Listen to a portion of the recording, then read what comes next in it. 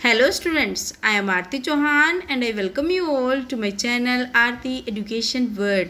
Dear students, इस video के अंदर हम आपकी सामाजिक विज्ञान की 10वीं की जो वर्कशीट आई है 20 और जिसकी डेट है 20 अगस्त 2020 उसको हम डिस्कस करेंगे, पढ़ेंगे और उसके सारे प्रश्नों के उत्तर भी निकालेंगे। लेकिन चलो स्टार्ट करते हैं आज की वर्कशीट। लेकिन उससे पहले if you are new on my channel, subscribe my channel, please like the video and don't forget to share with your friends. चलिए स्टार्ट करते हैं आज की वर्कशीट। देखिए, जो पहली वर्कशीट थी वो भी हमारी इकोनॉमिक्स की थी, अर्थशास्त्र की थी। उस वर्कशीट 19 में हमने क्या पढ़ा था? हमने पढ़ा था कि देश के जो आधे से ज़्यादा जो वो लोग हैं वो किस में, प्राथमिक क्षेत्रक में काम करते हैं। प्राथमिक क्षेत्रक का मतलब मैंने आपको बताया था प्राइमरी सेक्टर, है ना। प्राइमरी सेक्टर कौन सा होता है? जो नेचुरल रिसोर्सेज से प्रोडक्शन करता है, जो मतलब जो हमारे प्राकृतिक संसाधन होते हैं उससे जो उत्पाद होता है उसे क्या बोलते हैं? प्राथमिक क्षेत्रक बोलते हैं। ये हमने पढ़ा था पहली वर्कशीट में। तो उसमें हमने देखा था कि 49% लोग, लगभग आधी जनसंख्या हमारी किस पे डिपेंड है? प्राथमिक क्षेत्रक पे। लेकिन जो हमारा सकल घरेलू उत्पाद है उसमें उनका योगदान काफ़ी कम है। वो है लगभग आधे % तो हमारे लोग काम कर रहे हैं, लेकिन जो योगदान है ना उनका कंट्रीब्यूशन हमारी जीडीपी में ओनली 15% है। और आपको ये भी समझ में आ गया होगा 15% क्यों है? क्योंकि 15% इसलिए है क्योंकि वहाँ पे अल्प बेरोजगारी, जिसको हम छिपी हुई बेरोजगारी कह सकते हैं, वो है। क्योंकि इतने लोगों की ज़रूरत नहीं है किसी में, लेकिन फिर भी वो काम कर रहे हैं। ठीक है, तो अब देखा हमने इसमें कितना कंट्रीब्यूशन कर रहे हैं। केवल 15% हमारी जीडीपी में वो हिस्सेदारी है उनकी। और जो द्वितीयक और तृतीयक क्षेत्रक सकल घरेलू उत्पाद में उनका कंट्रीब्यूशन कितना है? 85%। इन दोनों का 85% और जो प्राइमरी है उसका 15% है ना। 15% उसका हो गया, 85 इन दोनों को हो गया। ठीक है, लेकिन ये जो क्षेत्रक है, जो सेकेंडरी सेक्टर है और जो ट्रेजरी सेक्टर है, ये आधे ही लोगों को रोजगार देते हैं। मतलब बहुत कम लोग काम करते हैं इसमें, लेकिन फिर भी इनका 85% क्या है? जीडीपी में रोल है। तो इसका मतलब क्या है? वो हमने पढ़ाई था पहले में। अब देखते हैं कृषि क्षेत्र में अल्प बेरोजगारी की गंभीर स्थिति बनी हुई है। पता है हमें, कुछ लोग ऐसे हैं जिन्हें बिल्कुल रोजगार नहीं मिला, और ऐसी स्थिति को देखते हुए हमें देश से अधिक से अधिक मतलब रोजगार लाने की ज़रूरत है। भाई रोजगार होंगे तभी तो रोजगार मिलेंगे, वरना तो कैसे होंगे? उन लोगों के पास बेसिकली रोजगार है नहीं, बस छिपी हुई बेरोजगारी है, खेती कर रहे हैं चाहे उनका पेट भरे ना भरे। चलिए अब देखिए कि अतिरिक्त रोजगार का सृजन कैसे हो। अतिरिक्त रोजगार का सृजन का मतलब हम रोजगार के अवसरों को कैसे बनाएं, कैसे हो वो। तो देखो, छोटी अवधि के लिए हम कहने कैसे बना रखे हैं? महात्मा गांधी राष्ट्रीय रोजगार योजना 2005 जैसी योजनाएं चला रखी हैं, जिसको आप क्या बोलते हो? मनरेगा योजना, है ना। शॉर्ट में हम क्या बोलते हैं इसको? मनरेगा योजना। तो मनरेगा योजना है ये महात्मा गांधी राष्ट्रीय योजना। ठीक है, तो ऐसी योजना जैसे 2005 में ये लागू हुई थी। इसमें 100 दिन की गारंटी का वो दिया गया है कि जिनको बिल्कुल भी काम नहीं मिलता, कम से कम साल में 100 दिन काम करेंगे। रोजगार न मिलने पर रोजगारी भत्ता भी देती है कई गवर्नमेंट, है ना। और अपने गांव या आसपास के क्षेत्र का कार्यस्थल होना, मतलब ऐसा भी नहीं है कि मतलब 100 दिन काम मिलेगा तो तुम जाओगे बहुत दूर चल के। तो उन्हें आस पास ही, मान लो कोई सड़क बन रही है या और कोई काम है इस तरीके का, तो उन्हें उसी में इन्वॉल्व कर लिया जाता है, उसी में उनको रोजगार दे दिया जाता है।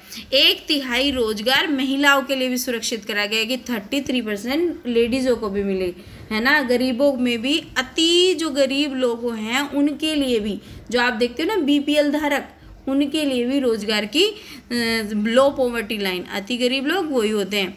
ठीक है, अब देखो एक तो ये हो गए छोटी छोटी अवधि के लिए जो हम रोजगार बना लेते हैं, कितने दिनों के लिए मिलेगा, इतने दिनों के लिए मिलेगा। एक होते हैं दीर्घकालीन उपाय, दीर्घ मतलब जो लंबे समय तक चलें। तो ऐसे हम कैसे क्या उपाय कर सकते हैं? हम कृषि सुविधाओं में सुधार कर सकते हैं। कृषि सुविधाओं में सुधार करने से कैसे होंगे मतलब दीर्घकालिक उपाय? ऐसे होंगे ना, अगर हमारी टेक्नोलॉजी एडवांस होगी, हमारे अच्छे उन्नत बीज होंगे, इस तरह की कोई भी चीज़ अगर होगी हमारे पास तो क्या होगा, वो सालों साल चलेगी। उससे क्या मिलेगा? उससे और रोजगार मिलेंगे। सस्ती दर पर कृषि ऋण, अगर हमारे किसानों को कम रेट पर मिल जाएगा, अगर उनको लोन वगैरह, तो क्या होगा, वो अपना प्रोडक्शन कर सकेंगे और फिर अब जीडीपी में भी अपना योगदान दे सकेंगे, उनको रोजगार भी मिल सकेगा। क्योंकि कई बार हम सुनते हैं कि उस किसान ने हत्या कर ली, उसने आत्महत्या कर ली, हत्या नहीं सॉरी आत्महत्या, सुसाइड कर लेते हैं, उससे होके क्या कहते हैं, परेशान होकर गरीबी से उनकी फसल मर जाती है, कुछ भी होती है, तो उनको जो लोन लेने की सुविधा उनको कम रेट पे मिलनी चाहिए। और क्या हो सकता है? अर्ध ग्रामीण क्षेत्रों में उद्योगों की स्थापना। अर्ध ग्रामीण क्षेत्र कौन से होते हैं? जहाँ पे थोड़ी मतलब पूरा ना तो वो गांव होते ना वो पूरा शहर होते, जिनको हम कस्बे बोलते हैं ना, कस्बे। तो उनमें बोल रहे हैं कि उनमें भी छोटी छोटी फैक्ट्री लगा दे जिससे वहाँ के लोग उनमें काम कर सके।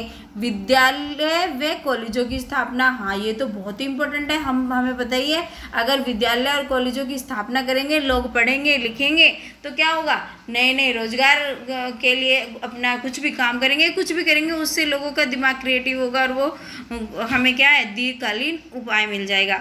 स्वास्थ्य सुविधाओं में बेहतर करना, और अगर हम अपनी स्वास्थ्य सुविधाओं को अच्छा कर देंगे तो फिर भी हमारा क्या होगा, रोजगार में हमें क्या है, दीर्घकालीन उपाय में ये भी एक बड़ा ही कारगर तरीका है। चलिए अब देखते हैं इसके प्रश्नों के उत्तर। अब देखती हूँ आपको कितने आते हैं, साथ साथ करने हैं आपको। देखिए पहला है महात्मा गांधी राष्ट्रीय ग्रामीण गारंटी योजना, मनरेगा, जिसकी हमने अभी शॉर्ट फॉर्म में बात की थी, जो 2005 में शुरू हुई थी, उसकी विशेषता क्या है? तो अभी अगर आपको पता है तो बताओ, और नहीं पता है तो आप इसकी हेल्प ले लो जो मैंने लिखा है। महात्मा गांधी राष्ट्रीय रोजगार योजना 2005 की विशेषता ये है, ये योजना साल में 100 दिनों की रोजगार की गारंटी देती है। अभी तो पढ़ा था हमने, अगर रोजगार नहीं मिलता तो बेरोजगारी भत्ता दिया जाएगा। सबसे अच्छी बात तो ये है कि उनके घर के आसपास के क्षेत्र में ही काम दिया जाता है। इस योजना में 1/3 रोजगार महिलाओं के लिए सुरक्षित किया जाता है। तो हो गया, ये हमने पढ़ा है और हमें याद हो जाना चाहिए ये इस वीडियो में ही, और अगर याद ना हो तो दोबारा देख लेना चला के वीडियो को। चलो अब करते हैं दूसरा क्वेश्चन।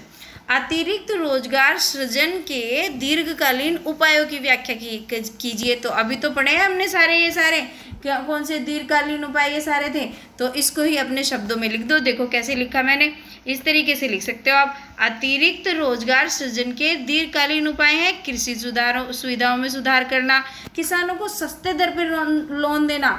ये लोन नहीं है, ये कभी नान समझो, खाने वाली नान, वो नहीं है, ये लोन है, लोन, ऋण है ना, ऐसे लिख सकते हो आप इसको, ऋण है ना, हिंदी में लिख लेना भाई अपने आप। चलिए अब देखते हैं तीसरा, अर्ध ग्रामीण क्षेत्र जैसे कस्बे, खंड, इनमें क्या करना, जो कस्बे होते हैं, कस्बों में, खंडों में उद्योगों की स्थापना करना, छोटी छोटी फैक्ट्री लगा देना जिससे कि लोगों को रोजगार के अवसर मिल सकें। स्वास्थ्य सुविधाओं को बेहतर कर दो, विद्यालय कॉलेज की स्थापना कर दो, और उन क्षेत्रों से जिससे लोगों को बाहर ना जाना पड़े। ठीक है, ये हो गया आपका इस क्वेश्चन का आंसर।